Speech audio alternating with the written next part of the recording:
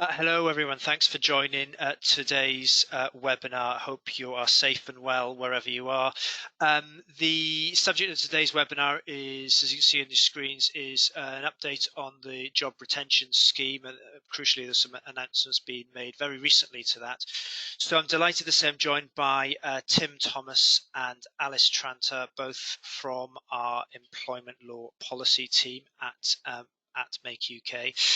My name is Roger. I'm the moderator for today's session.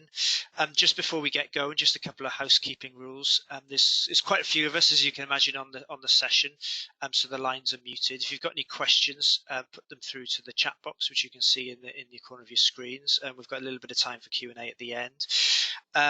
Your lines are on mute, and also a copy of the slides and a copy of the recording will be made available after this webinar as well. And I should also remind everyone, if you've not visited the site already, but the coronavirus section on the Make UK homepage is a pretty comprehensive section of resources available around all the sorts of things that we're covering in today's webinar. So would urge you to go and visit that easily accessible page from the homepage. So without further ado, I'll hand you over to Alice, who's going to take you through the first part of today's update. Alice. Thanks, Roger, and welcome everyone, and thank you very much for joining us again this Wednesday. As you've seen, the government have released weekly updates on the job retention scheme, and the latest one was on Friday, 17th of April, and it covered a lot of outstanding asks, such as how to take holiday and how the portal will work, which was launched on Monday, and we'll run through that now. So just a recap of the job retention scheme. It's a new form of authorised leave under the scheme, furloughing. Employees remain on the payroll and are employed, so it doesn't affect your employment status or your contract. Employers can claim 80% of furloughed employees' wages costs up to a cap of £2,500, as well as employer NICs and pension contributions on top of this. All UK employers whose operations have obviously been affected by COVID-19 can access a scheme in respect of their employees who have been on the payroll on or before the 19th of March this year. So that's a big change. They brought the deadline back from the 28th of February towards the 19th of March, something that Make UK really lobbied hard for. The scheme is intended to run for at least 4 months from the 1st of March. So another extension to the end of June. So the 31st of June will be the last day of the scheme as it currently stands. And another clarification is that in order to be furloughed, you have to be done so for a minimum block of 21 days, and that is consecutive. So who can be furloughed? So full-time, part-time employees, fixed-term employees on flexible and zero-hour contracts. New starters, but again, only if you are on the payroll on 19th of March or before. Employees who have been made redundant or they've left for other reasons, and you can rehire them and then you can furlough them. Employees who are shielding, employees placed on unpaid leave before the 19th of March, employees on paid leave, and those maternity leave or paternity leave or shared parental leave as well. So the employment terms during furlough. So the government guidance says employees have the same rights as they did previously. So that is statutory rights, for example, maternity or other family leave, or protection from unfair dismissal, and as it goes, because furlough is a grant status, not employment status. So the rights remain. Contract terms stay the same unless changes are agreed. And another new clarification from Friday's update is that RTI and FPS submissions must have been submitted to HMRC before the 19th of March. Otherwise, employees are ineligible. So that's a really, really key point. If you hadn't submitted your RTI submission before the 19th of March, unfortunately, employees will then therefore no longer be eligible. And this is the same for 2P transfers. So another update. If you were transferred within a 2P transfer after the 20th of February and before the 19th of March, you are now eligible for the scheme. But again, this is providing that the employer submitted the RTI returns in the same period. So the answer to the question we've all been waiting for is holidays. So furloughed employees can accrue leave in line with their employment contract. So if they were due leave and they're furloughed, they can accrue it as per their employment contract. So this could vary. There can be a joint agreement between the employee and the employer to vary contractual holiday pay entitlement, which is between them. And furloughed employers can take holiday even if it wasn't due. So if they want to take a holiday, they can whilst on furloughs. So the working time regulations require holiday pay to be the normal rate, or where rate of pay varies, the average pay in the previous 52 weeks, using that as a reference period, and that was changed as recently as the 6th of April this year. And so when a furloughed employee is on holiday, that's the normal rate. However, it's going to be claimed back by the grant. So employers will be obliged to pay additional amounts over the grant. In other words, they have to top up to 100% of holiday pay in line with working time regulations. Has to be the normal rate. Bank holidays is a very interesting one. We've all just had Easter. So if an employee normally worked on a bank holiday, this can actually be included in the grant payment. If bank holidays are normally leave, so an employer who doesn't normally work on bank holidays, then again, the employer should be topping up pay to the usual holiday rate. Or if they're not going to do that, they can give a day in lieu. So there's two options there. So this was really good clarification on Friday. Now, the portal opened on Monday the 20th of April, and I think we've all seen that. The Treasury Select Committee announced their sort of 4 safeguards to prevent any abuse or fraud of the scheme. So this sort of answers questions like, why is there a cut-off date? Well, requiring employers to be on the PAYE system before the 19th of March allows HMRC to have data on them because they're existing payroll submissions. The second one is that employers send their PAYE statements each month. Again, HMRC will already have their authentication credentials to check. There's also an employee helpline for employees to report suspected abuse of the system from their employer if they think their employer is being fraudulent. And then finally, HMRC had a right to undertake checks on employers and identify those who are high risk. So sort of spot checks and making sure no one's doing anything wrong. So there's a reason why there's certain rules and set up as they are. Now I'm going to hand over to Tim, who will then take you through how to compile a claim. Thank you. So thanks, Tim. You should be able to pick up the presentation from here. Yeah, just to check, Roger, is my screen showing correctly? It certainly is. Yeah, far away. See, thanks, Alex. Thanks, Roger. So this now is the nuts and bolts, the mechanics of how you are going to submit your claim under the job retention scheme. So HMRC has provided guidance for employers on how they can compile their claims and provide the correct authentication details. That guidance, regrettably, wasn't provided long before the scheme opened, which was the 20th of April. So there wasn't much time for employers really to get up to speed with the nuts and bolts and the mechanics of the claimant process before the scheme opened on the 20th. So, as I say, the scheme opened on the 20th for employees to make their claims. Payments should be made by HMRC within 6 days of the application, and we'll now look at the actual process for that. The aim is for employees to self-certify their claim, and that then avoids contacting HMRC for assistance. Part of that is just simply the volume of claims that are going to be going through and the ability of HMRC in order to provide support. However, what that also means is that employers are going to have to be careful to make sure that the claims they submit are calculated correctly, because essentially they are certifying to HMRC this is the correct amount of grant that they are claiming for. Now, the online system is open 24/7. The portal can process some 450,000 claims an hour. Now, if clearly the portal gets clogged and there's too many claims, employers will be queued and they can try the next day if necessary. Early indications were actually that the portal was working reasonably well, but actually clearly it was in very high demand. Now, employers can make a claim 14 days in advance of sending their PAYE data. in order to access the rebate for furloughed workers' wages as soon as possible. And there's clearly a cash flow advantage with employers doing that. So how to make the claim? Where do we start? First of all, there's a lot of guidance on the Gov website before you submit a claim. And one thing we can do, Roger, as a follow-up is send to all our delegates the links to where the guidance is so they can read it for themselves. Sure thing. The information that you'll be required to provide should be the details that you currently use in your normal payroll run. So the information that you have and the data that you're going to need, you should have to hand anyway.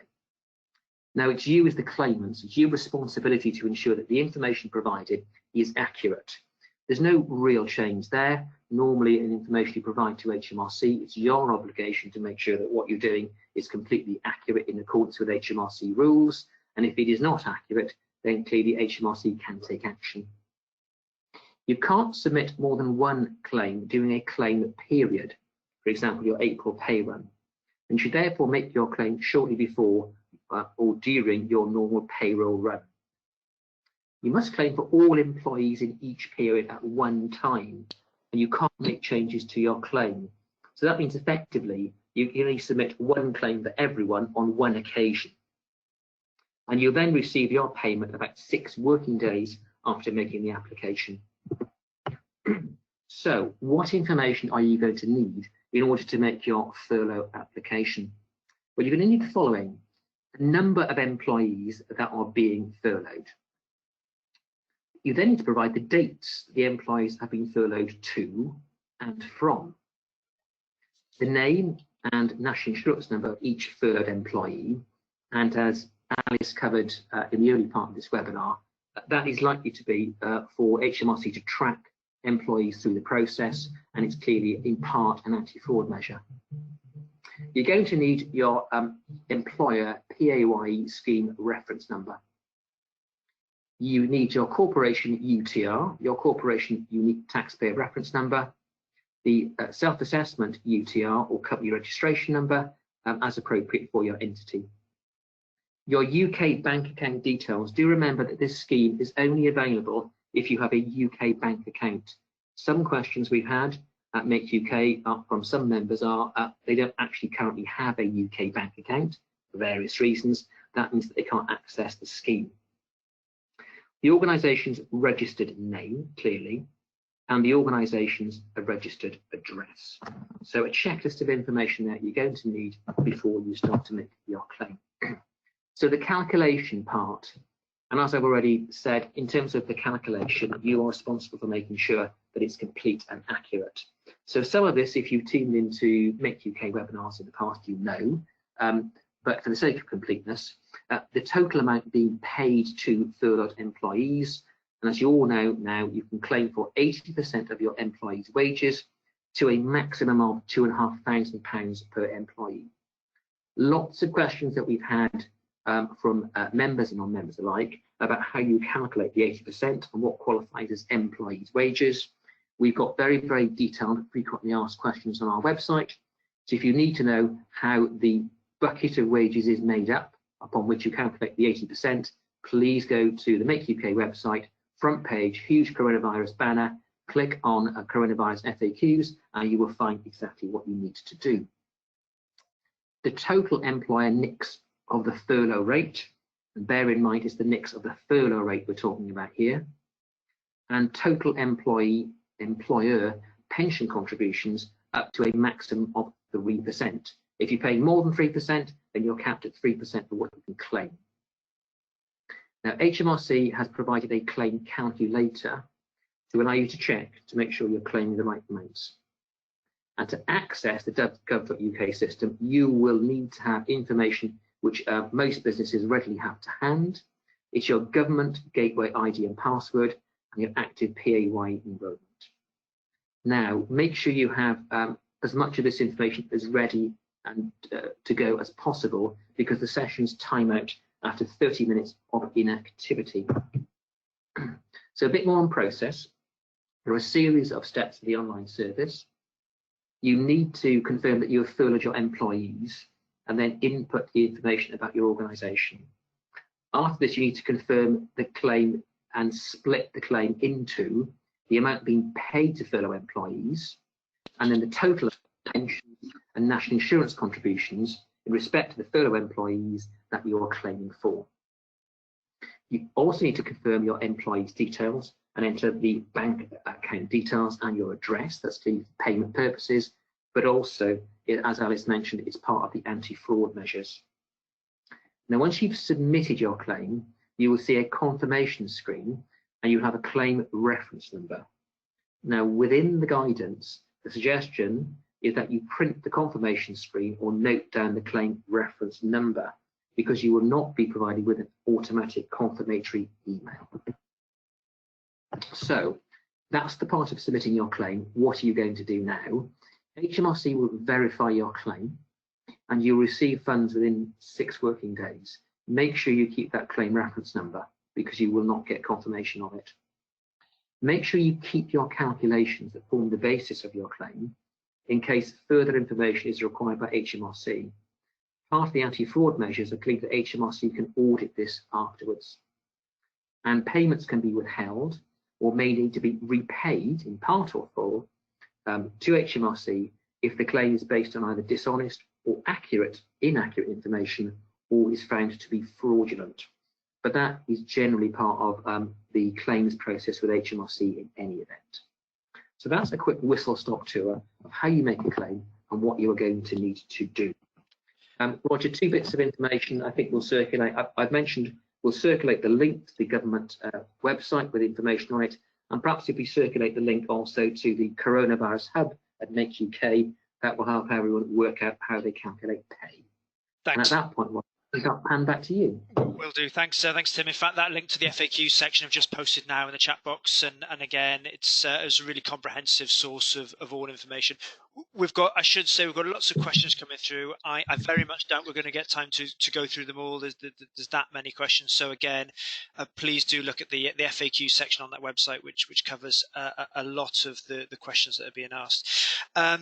Okay, Tim, first one up is probably for you. How does an employee apply for leave during furlough? What's the process? Sorry, Roger, I just muted myself. If we think back, what is furlough? Furlough is simply a grant system. It's not a change of employment status, and it's not a new employment status. It's simply a means by which employers can gain funding for their salary and wage costs whilst someone is not working for them. And effectively, it's just a period of leave with itself. So the answer to that question is you would follow the normal process. So whatever the combination of statutory and contractual process is for applying for leave, that's what you do. Most HR professionals will be aware that there's a process under the working time regs for applying for and being granted and cancelling leave. You just follow what you would normally do in any other circumstance. Furlough doesn't change that. Thanks, thanks, Tim. No change there. Okay, that's a good one. Alice, if you're still there, question for you actually. Is there a difference between holidays and bank holidays for furlough purposes? Yeah, there is. So bank holidays is subject to your employment contract. So sometimes you may work on a bank holiday, and in that case, the bank holiday that's just passed, for example, and you were furloughed, your employer can claim your pay back in the grant because you normally work. If your bank holidays are normally leave, and then again, this applies to any other employment contract rules around annual leave, holiday. So your employer tops up pay to the usual holiday rate, or they can give you a day in leave, and that's only with bank holidays. And the difference is when you take holiday on furlough, this is within the working time regulations as well, and they require holiday pay to be the normal rate, and that's really, really important. But obviously you're only claiming back 80% of this rate, so employers will be obliged to pay the additional amounts and top it up to 100% of holiday pay. Okay, excellent. Thanks, thanks, Alice. But perhaps sticking with you, I think while we've got you there, can you clarify when you say an employee needs to have been on an RTI submission before the 20th of March, what's the effect of this? I hope I'm reading that right. So unfortunately, this new rule will probably only benefit the weekly paid, to be frank, because if you're monthly paid, usually your employer makes the RTI submission and notifies HMRC at the end of the month. So if you were a new starter and you started a company in March, and your RTI submission would have gone, you know, on the 30th of March or something, then you're automatically ineligible because the deadline's now the 19th of March. So unfortunately, a lot of people will not be ineligible now because of that cut-off date. However, let's say your RTI submissions was made halfway through March, then obviously you are eligible.